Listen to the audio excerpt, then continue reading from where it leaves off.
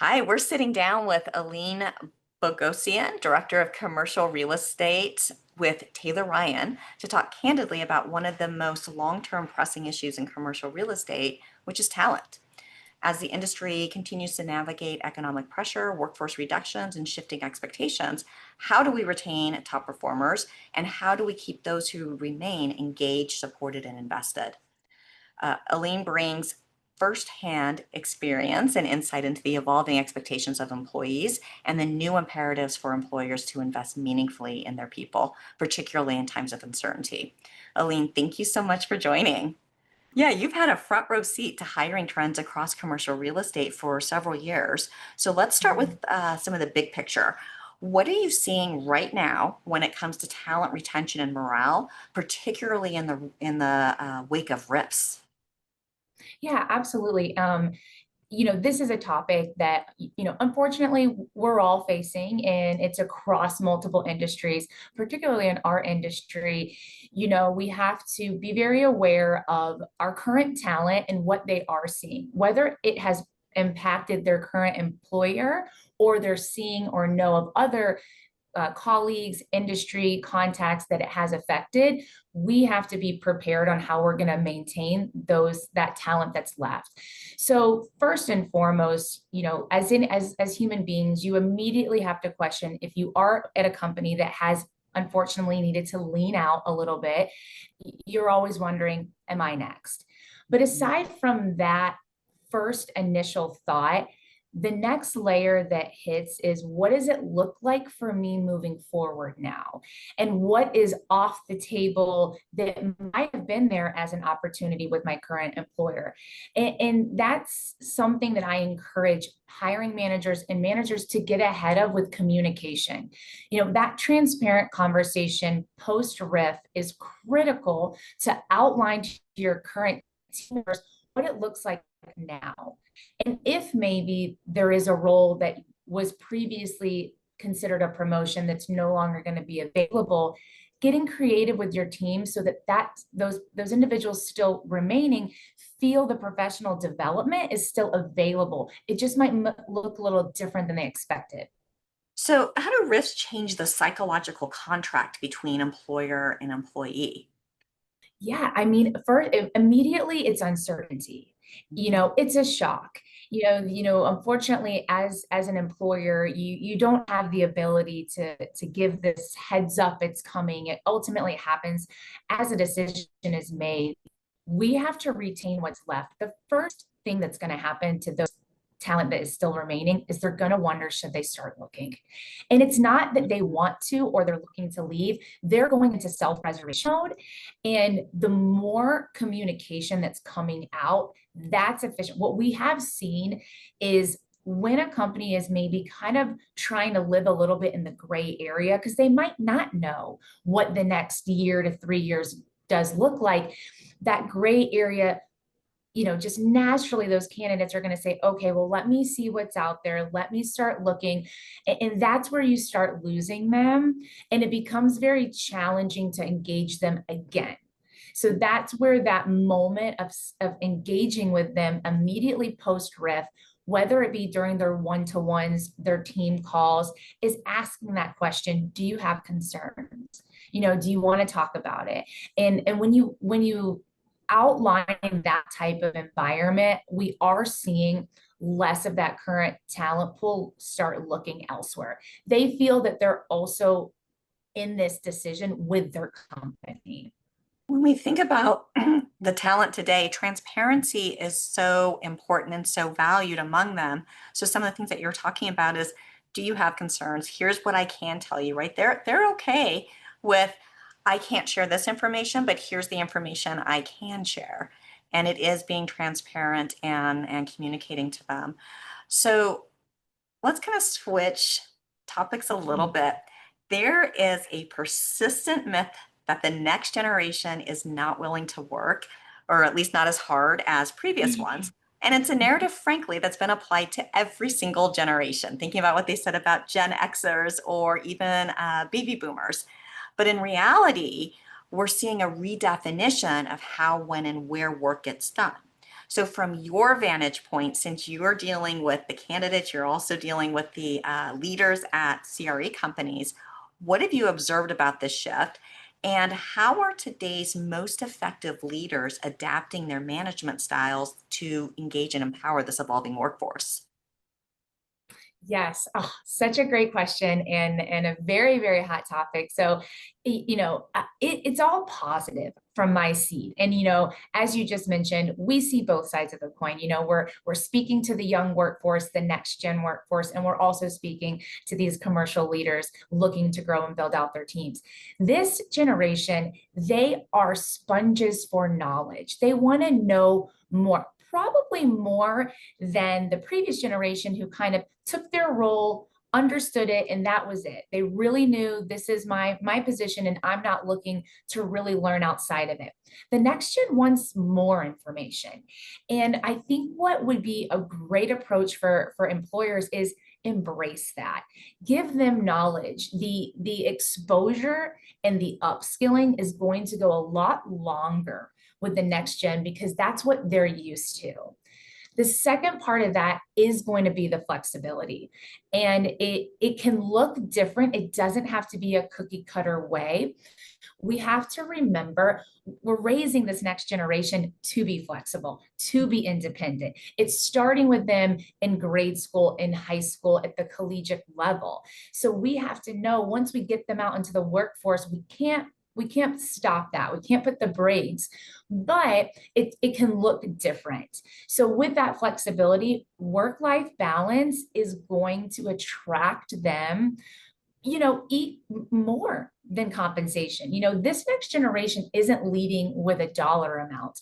They're leading with the whole package. They want their employer to really check as many of those boxes that encompasses their work and their life. And that comes with knowledge and exposure. So the best one is honestly, we hear it is getting out there, association events, trade shows. This generation is eager. They want the interaction. They want to be face forward. They're a little bit less probably going to want to just sit in an office, not leave it. They want to be out there. In our industry, we're breeding phenomenal talent to work with our tenants and work with our clients on site. Yeah, and I think it is a tough shift to move from Mm. managing activities to managing outcomes. It can be a little bit scary, but this generation wants to lead. They want to take that ownership of a program or product. So putting in like, hey, here's the expectations, here's the guardrails that you work in, come to me with questions. And then being there Yeah. for their questions seems to be a really good management philosophy with them. They seem to really resonate with that and grow.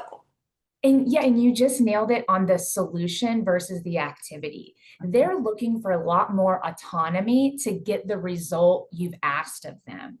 They might not want to get that result from the same exact measures we've previously taken, but the result is still, and the solution is still their end game. So what I love about it is what maybe previously took 5 steps to accomplish an outcome, the next gen can say, I could do that in 2 to 3, but they're looking for the autonomy to get that and be able to accomplish it. So you'll start noticing during the interviewing process and during the hiring process that type of question and conversation will continue to come up on, well, I know this is the expectation of the role. Do I have the flexibility and the independence to achieve it in the best way I see fit?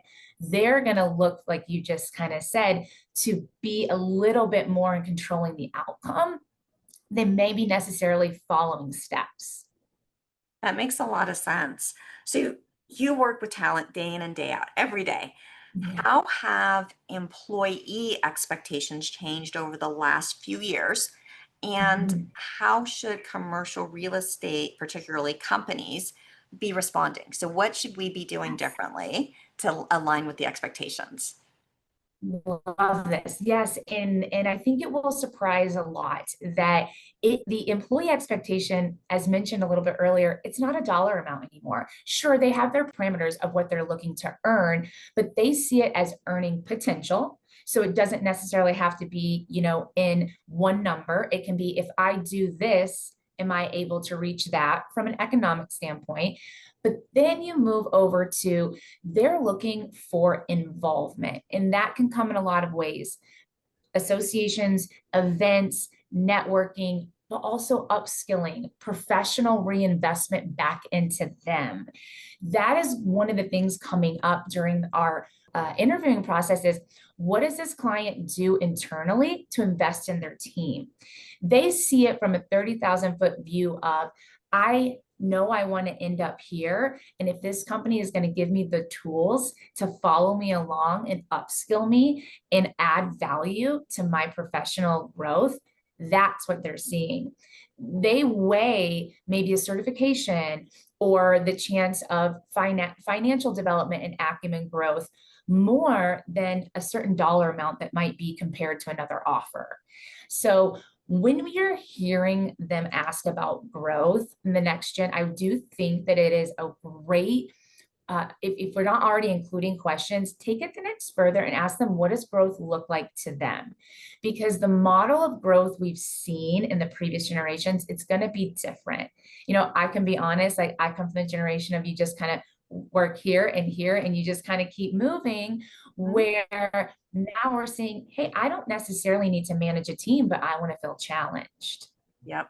You've mentioned several times that, especially the next gen, they're really looking at the whole package. It's not just compensation. Compensation's table stakes. What's really a differentiator is like the investment in them. Part of that, I think, is they want to be personally valued. And they look at, if you're investing in me and my education and me building my network, you're valuing me as a human being, which is really important to this generation.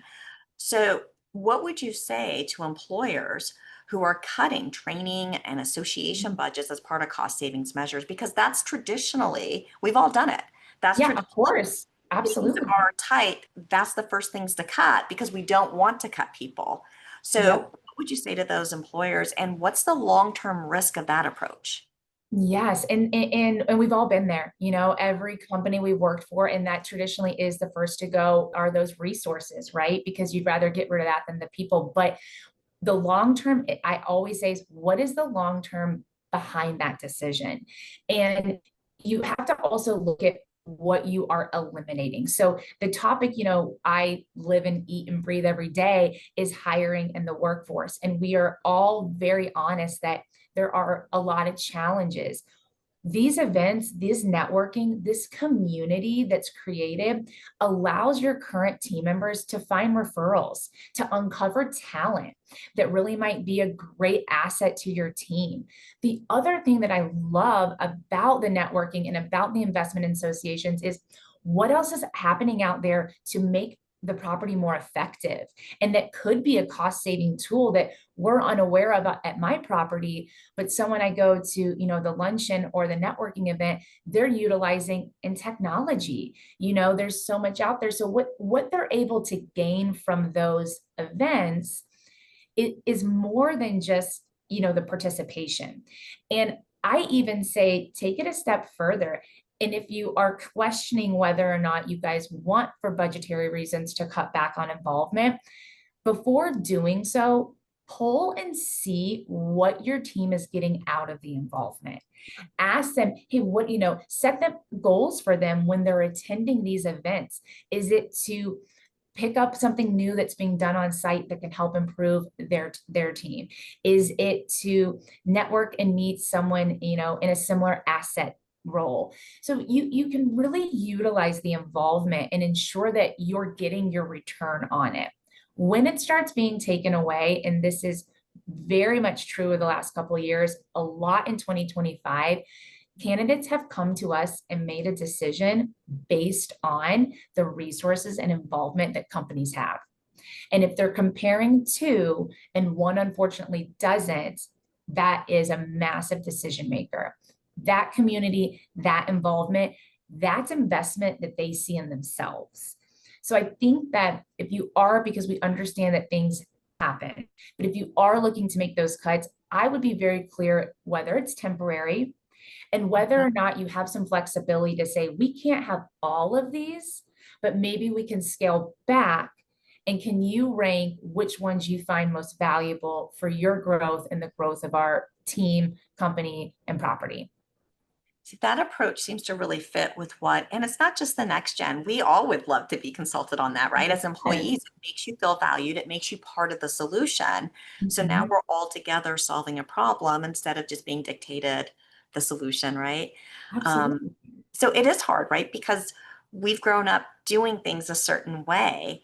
And especially when we're under pressure, it's sometimes hard to take a step back and say, how do we approach this a little bit differently to where we can get to the same result where we're saving money, Yeah. but we do it in such a way that we're not demoralizing or disengaging our workforce, which, without people, no company exists. No company exists. And when the resources do start being minimized or taken away, that also is communicating something. So I would just encourage you, depending on where your current team is. So if, let's say, if you've had to lean out and unfortunately make some rifts, and then you're also going to be reducing in resources, take a look and see what that's going to communicate to the remaining talent. So, definitely I would urge companies to really analyze what their resources are.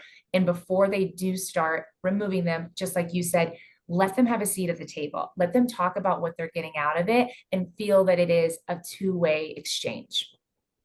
Nice. So if you were advising a CEO or a COO today, what would be your top three recommendations for retaining and empowering their workforce through this next cycle? Absolutely. Professional development, and we've touched on it.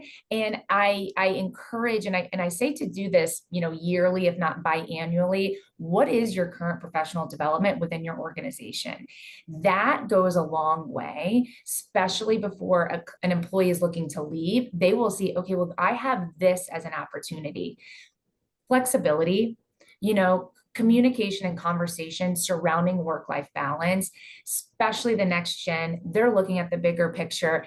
It's not as much separation of work life, personal life as much anymore, as you start to see those really commingle. And so that's what they're looking to see. And then the transparency with growth. This year, I would say the top reason the candidates have spoken to us about looking for new opportunities is there's no growth. There's no growth. However, being aware that it might just be a creative approach. So if you know that maybe a position that you used to have is no longer going to be available for this year or the foreseeable future, implement something else that allows them to grow. So those are really the top three. Is if they feel like their work-life balance has been just taken down, they feel like that there's no room for them to grow. Doesn't have to be a title change, doesn't have to be a compensation change. And then just what can they continue to do alongside their employer that's an investment. That really makes sense. We saw this really beginning with like the millennials. They were very values driven and purpose driven.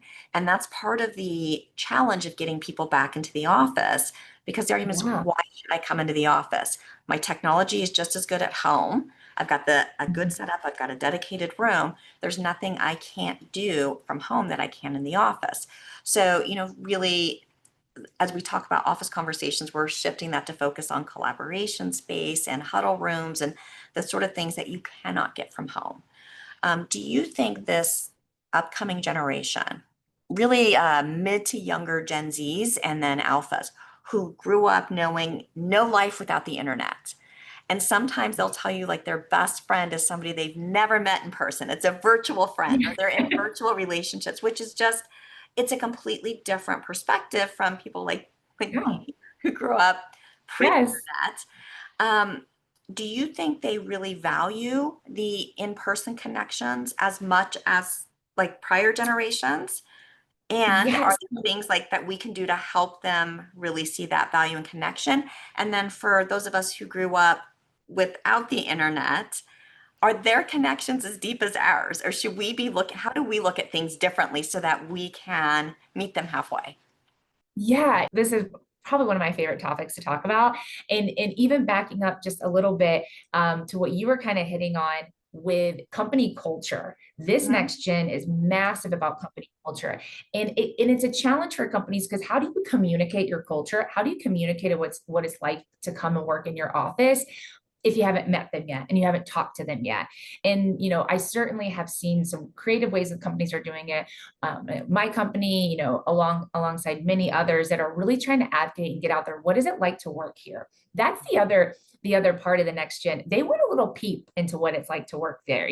They want to feel like they have an idea of what their operating reality is going to be. But to kind of, go a little bit further into the in office and versus, hey, I can do all this at home. I think it might surprise. We're really seeing a shift in this where the hybrid is really the most ideal, to where they're getting the best of both worlds. Because it isn't that they don't want to collaborate, because they even asked during the interview process, well, do you do anything on site for the team? Do you do luncheons? Do you guys, do little holiday get-togethers? Like they crave the interaction. They just want it to feel balanced out. So I would honestly say the in-person, I'm seeing that being looked at more than necessarily just that virtual connection. And where maybe my generation, your generation, we are certainly used to only having in person. And I think it's the mirror of two. I think we could probably argue it was definitely a shift for us to go very much, interacting virtually than in person. I would always think, I don't feel like they really get to know me. I would even go back and forth and take the opportunity for in person. So now when you're looking at the next gen, they want both. And so don't put the brakes on the virtual and the technology driven connection, because that's what they know. Like you said, they're so used to it. They've grown up with it in their hands. But bringing them together, they're craving, they want that, but they need it to feel like it's a purpose. I think where it becomes questionable for them is if they say, what am I getting out of being in person and in my office? Like, what am I? And I think that's really where that company culture and that autonomy to say, we want you to have a good time at work, So, and we've seen a lot of properties do a lot of beautiful things with their common spaces, to where you really feel like going into the office is checking all the boxes of working from home. Nice. So finally, what gives you hope about the next generation of talent, especially related to commercial real estate? And how can this industry position itself as a destination for top professionals going forward? Yes, yes. So it's positive. It's all positive across the board, especially for commercial. And here's kind of where I get so excited about this topic. So they're eager. I mean, the eagerness, and they would like to know everything. Commercial real estate is so fast. There are so many different avenues, assets, roles, positions. This is a massive industry. That's what is on our side. This isn't an industry that is kind of one size fits all. You're really kind of just sticking in this lane. Commercial real estate, there is so much opportunity that honestly, I think the next generation is more appealing to than maybe even mine, because it seems a little overwhelming to some. Like, I don't really know where I can fit within that industry. We have the ability to get this industry out to exactly the talent pool that wants to grab onto it. So their eagerness, their flexibility with technology, like I said, they're looking to get to the solution quicker than the person before them did. That's wonderful. We should be happy about that, embrace that. It's going to allow properties to maybe tackle more within a year than they would be able to previously. And then they're looking for efficiency. They want to feel that they have, checked off their to-do list, effective and efficient, where we or others may have been like, I know that this is my list to do. I've got Monday through Friday to do it. It's not due till Friday. Next gen's like, I'll have that done on Tuesday.